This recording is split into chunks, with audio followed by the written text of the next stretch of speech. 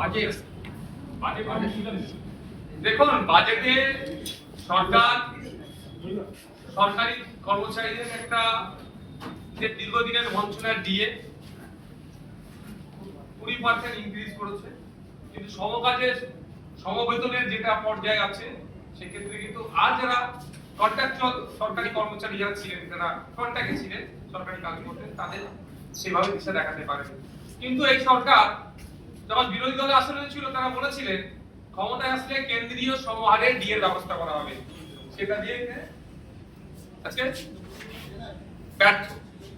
শুধু তাই নয়, সিভিক ভলেন্টিয়ার থেকে শুরু করে আশাকর্মী যারা আছে তাদের কিছু হয়তো সাম্মানিক বাড়ালেও আমরা যদি আশাকর্মীদের বিভিন্ন রাজ্যে দেখি, তাদের ক্ষেত্রে যে যারা যে সাম্মানিক পায়, আমাদের রাজ্যে সেই অর্থ পায় না। এবং সিভিক ভলেন্টিয়াররা কোনো অংশে একটা কনস্টেবলের থেকে কম কাজ করে না, তাদের যে সাম্মানিক বাড়ানো হচ্ছে সেটা আমাদের কাছে কম হচ্ছে।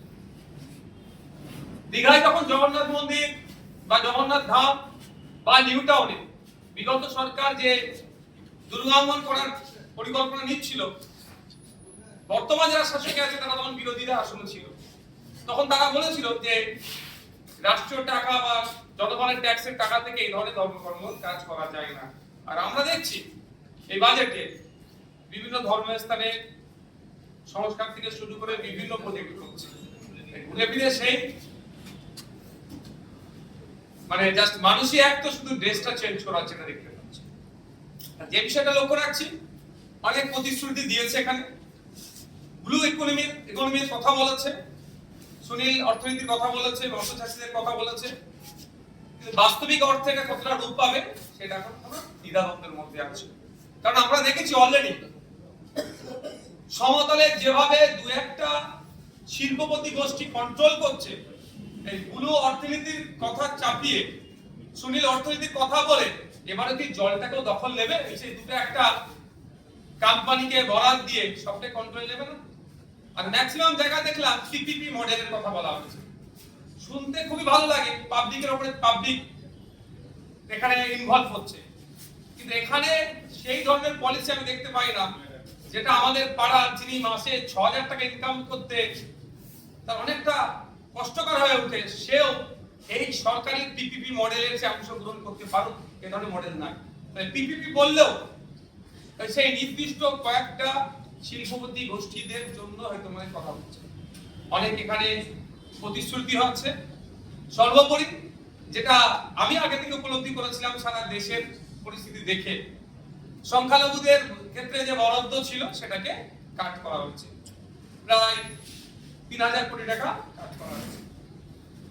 এখন দেখার বিষয়, যেটা বরাদ্দ হয়েছে প্রথমত বলি সেটা ১০০% কাজ করে কি করে না।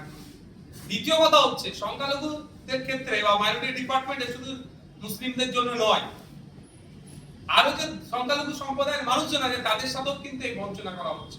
এদিকে এদের সরকারের স্লোগান সবকা সাথ সবকা বিকাশ বললেও ভারতবর্ষের সংখ্যালঘু সম্প্রদায়কে ক্রমশ কোণঠাসা করা হচ্ছে, এটা তার জ্বলন্ত একটা প্রমাণ দিলেন।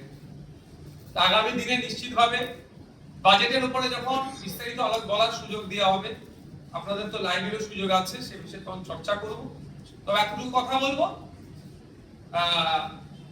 বিগত সরকারের দিক থেকে বর্তমান সরকারকে, বিগত সরকার যেটা ছিল তাকে দেখে শিক্ষা নেওয়া দরকার। ক্ষমতার দম্ভ দেখালে পরাজয় নিশ্চিত হবে, শুধু তাই নয়, পরাজয়ের পরে যে বিপর্যয় নেমে আসবে সেটা কিভাবে সহ্য করবে সেটা তাকে শিক্ষা নেওয়া দরকার।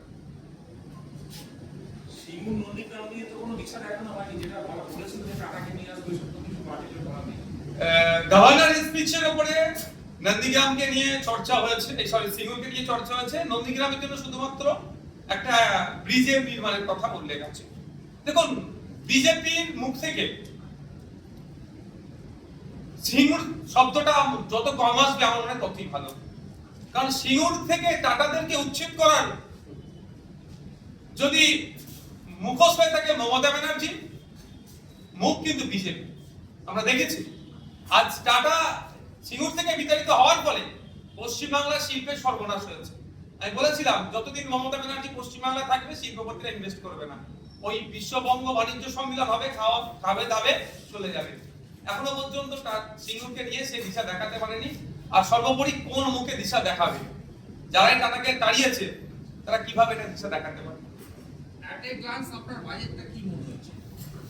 প্রথম দফায় দেখে ওটা হয়তো পড়া সম্ভব হয়, কিন্তু দেখে অ্যাট এ গ্লান্স আপনার কি মনে হচ্ছে? কিছু চমক আছে, কিছু চমক আছে। আর এই আর যে ব্যর্থতা এই বাজেটের মধ্যে আছে, ব্যর্থতা ঢাকা দেওয়ার একটাই জায়গা, সংখ্যালঘুদের ফান্ড কেটে দেওয়া হয়েছে, মুসলিমদের ফান্ড হিসাবে। ফলে যারা বিজেপিকে নিয়ে এসছে একটা অংশ, একটা হেভি অংশ তো ভোট দিয়ে নিয়ে এসছে এই রাজ্য সরকারের দ্বিচারিতা, অন্যায়, অত্যাচারের বিরুদ্ধে বিগত সরকারের।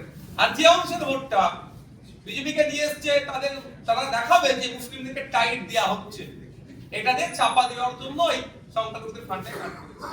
আচ্ছা, নির্দিষ্ট করে এই কোশ্চেনটাই করব। সংখ্যালঘু দপ্তর, মাদ্রাসা শিক্ষা দপ্তর, তার যে বরাদ্দ তার প্রায় 50%-এরও নিচে নেমে গেছে।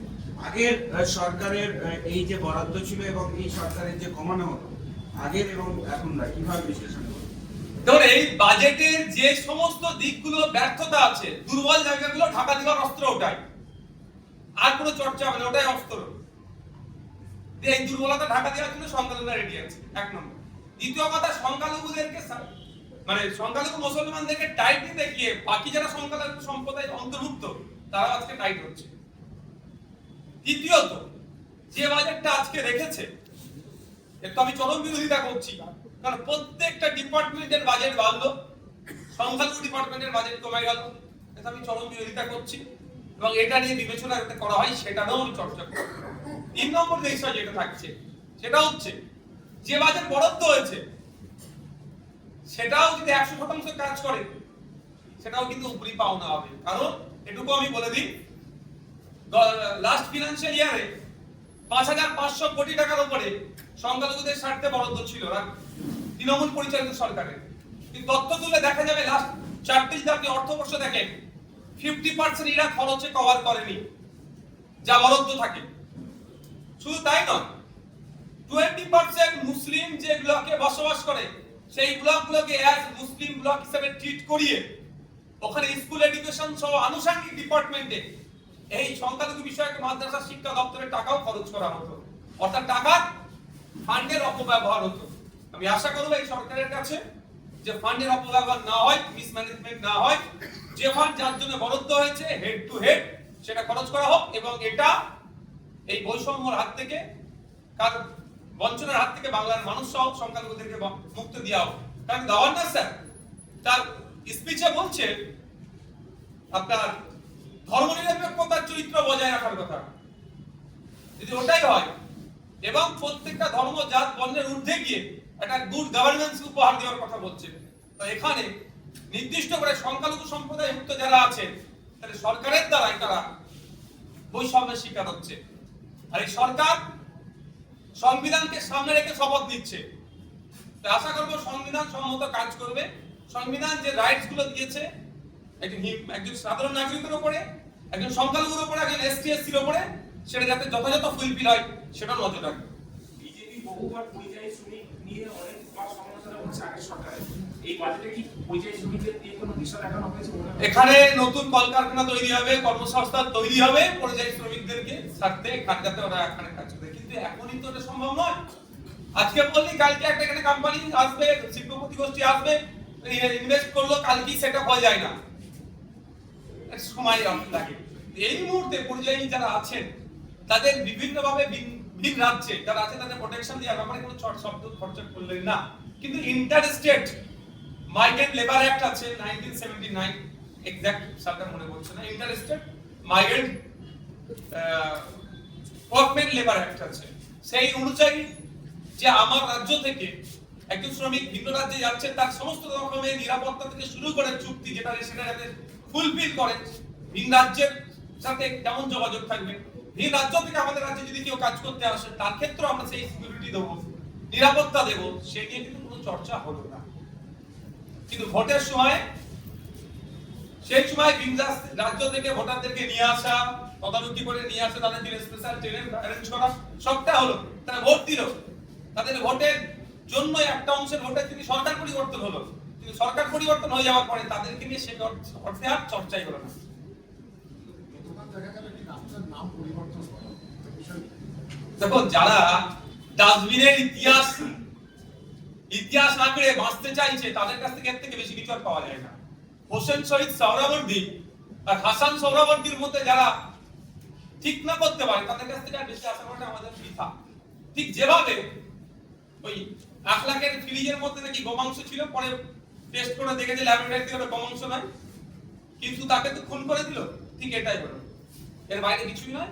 সংখ্যাগরিষ্ঠ যেখানে সংখ্যালঘু সম্প্রদায়ের মানুষ একটু বেশি বসবাস করে, সেই জায়গাটায় নামটা পরিবর্তন করলো, কাকার নাম হলো কি চাচার নাম হলো, ব্যাপারটা নয়, পরিবর্তন করে এই যারা উগ্র মানসিকতা নিয়ে চলছে তাদেরকে একটু অক্সিজেন দিল।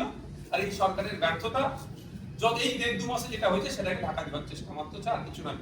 আমরা আশা করবো, আমরা চিফ মিনিস্টারকে চিঠি করব যে অবিলম্বে যে হাসান সোহরাওয়ার্দীর যে অবদান, সে অবদানকে স্বীকৃতি দিয়ে তার নামটা পুনরায় আবার সেখানে ফিরিয়ে আনা উচিত।